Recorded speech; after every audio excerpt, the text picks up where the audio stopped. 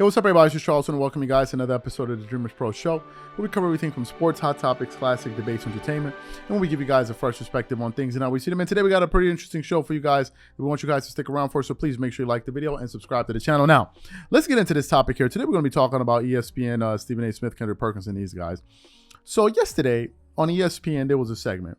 And on that segment, they had Stephen A. Smith, obviously, ESPN First Take. They had Stephen A. Smith, and they had Kendrick Perkins, who's a regular guest, and he was on there. And they were talking about the current state of affairs with the Golden State Warriors. And they asked him, they asked the two of them, what is their outlook on the Golden State Warriors, given the fact that Stephen Curry just sustained this shoulder injury, and given the fact that they have an absolutely abysmal record when he's not in the starting lineup, which shows you the absolute premium that Stephen Curry gives to that Golden State Warriors team. So when it started off, Stephen A. Smith said his 2 cents, this and this and this and this, whatever. But then when it came to the time, time for Kendrick Perkins to talk, he started to give his take on the Golden State Warriors. And towards the end, he actually called out Stephen A. Smith for not being critical enough on one particular player, and that player is Draymond Green. So what we want to do is we want to play what he had to say here, the exchange between the two of them, and then we're going to come back and react to it. So take a listen to this exchange here. I don't agree with that, because to me, it's his non-shooting shoulder. That's number one. Number two, he's expected to be back. Number three, if you feel that way, you felt that way before he got injured, which I respect. I'm not ready to throw them out with the bathwater. I think Wiseman going to come back from the G League and do a little something that he's supposed to do. I think Kuminga has elevated his level of play. I think Clay will elevate his level of play. And when I look at it from that perspective, with Poole, with Clay, with Steph, okay, and if you get any kind of production from your bench, I'm not ready to write off the greatest shooters I've seen. I'm sorry, I'm just not ready to do that yet. But I will say this, Memphis and New Orleans, to me, are who scare me most. I thought it was going to be the Clippers, but damn it, Kawhi Leonard and Paul George already missing too many games. Can I see them on the court? They ain't played last night either. See, you know what else I have a problem with? It's two guys on the Warriors that you never call out and rarely hold them accountable. I just mentioned you talk about Jordan Poole, but the two old, I'm about to say Draymond. Okay. I'm about to say Draymond and Steve Kerr. Look, while Steph is out, we need to see more out of Draymond Green. But now with Steve Kerr, I said this before the season started. This was going to be the most challenging job for his coaching job since Steve Kerr has taken over this head coaching, because he has to now kind of implement these young guys into the lineup. And so when I say Steve Kerr, now you don't have a 30-point per game score that's not available for a few weeks. How are you going to put guys in position to be successful? We'll find out. How are you going to get the best out of Jonathan Kuminga? How are you going to get the best out of Klay Thompson? I need to see him get into his bag. So you heard what Kendrick Perkins had to say to Stephen A. Smith. Now, I want to point this out quickly before I get to the larger point of this particular show here. The first thing I want you guys to notice is this.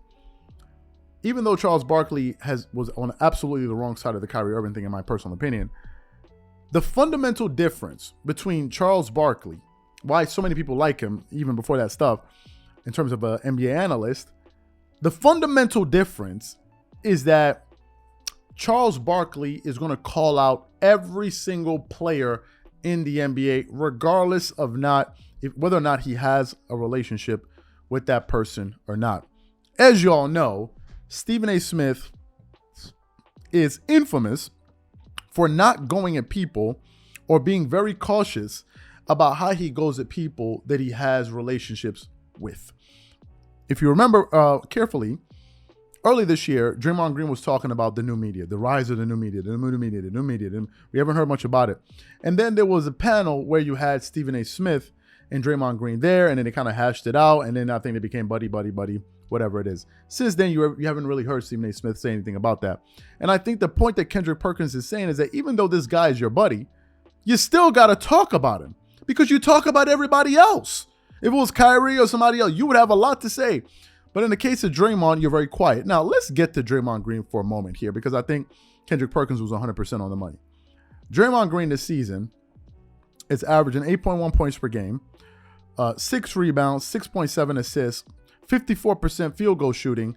He's shooting 29% from the three, 70% from the from the free throw line. Draymond Green is putting up role player numbers, but Draymond Green talks like as if he's a superstar. And I think that the issue Draymond may have with someone like maybe a Kendrick Perkins saying this particular things about him is this. I think Draymond Green and so many people like him are part of the most sensitive era that we currently live in, especially for men. This is the most sensitive era of men I think that has ever existed, and I'll tell you exactly why I'm taking that position. I'll tell you this. What other profession in the world do you get to be in where you don't produce results and they can't call you out on it? What profession is there that exists like that? Tell me one. Tell me. If the president if the president of a country doesn't do a good job, he's gonna get talked about and criticized. If a CEO of a company doesn't steer the company in the right way and make them profitable, he's going to be in jeopardy. If a worker is supposed to be doing a particular thing and he doesn't do if a driver that's driving a truck to take him from point A to point B, if he doesn't do his job and get it there in a timely fashion, he's going to be queried. If you don't do if everybody else in every other walk of life doesn't produce, especially when they're being compensated for, they justifiably get criticized for it and reprimanded for it, and asked to justify why they're not producing. But in the case of a Draymond Green, if you talk about him, guess what? Oh man, you hating. Oh, now you're hating. Now you're being disrespectful. It's a representation of the sensitive era we find ourselves in. How is it okay that in every other profession we have a right to query someone who's not producing, but when we get to this particular profession and in basketball, all of a sudden, oh, now you're trying to take money out the guy's pocket. Oh, now you're being a little bit too harsh. Oh, now you're trying to hold a black man down. Oh, now you're going. This is the problem. The fact of the matter is this: Draymond Green talks trash like he's Kobe Bryant or Michael Jordan or LeBron James. He talks that level of trash, but his production is nowhere near the amount of trash that he talks. He doesn't produce whatsoever, really. And what we find is you have people making excuses. Oh no, he's a role player. What do you? So if he's a role player, why are you talking so much? How many other role players be mouthing off at the mouth like that? How many?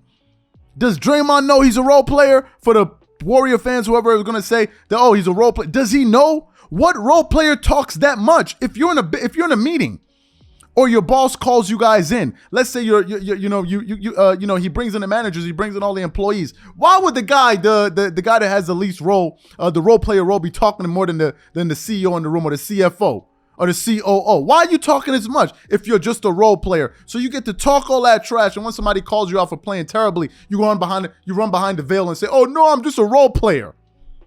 You can't do that. And I've noticed that Draymond has not been as vocal on his platform since the Warriors have been doing poorly. Where have you been? Where have you been? We've been looking for you. You had all of this to say after they won the chip. Where you at now? Come and give us this insightful breakdown of why you're playing so terribly. Explain it to us. Maybe we don't understand it. Maybe we're simpletons. Obviously, I didn't play in the NBA. You can look at me and know that. You can look at most of the fans. They've never played in the NBA. So come and explain it to us. Give us the the deeper meaning as to why you're not performing. We don't understand it. Y'all do. So explain it to us. So Kendrick Perkins brings up a good point. And why do we give Draymond a pass if it was anybody else? Imagine if LeBron James talked the amount of trash that Draymond Green talked. He would be crucified. And the only reason we let it go is because we know Draymond Green now is a sideshow. He's a sideshow. We go hard at everybody else. But when it comes to Draymond Green's turn, well, we got to give him a pass. Can you imagine if Kawhi talked as much trash as Draymond Green? Paul George had the nerve to call himself playoff P, and look what happened to him. But when it comes to Draymond Green, no, man. He's a role player. He's a champion. He's a champion. Man, please. Kendrick Perkins brought up a good point. I agree with him. Whatever you guys think, please leave your thoughts and comments in the comment section, and we catch you all on the next show. Peace.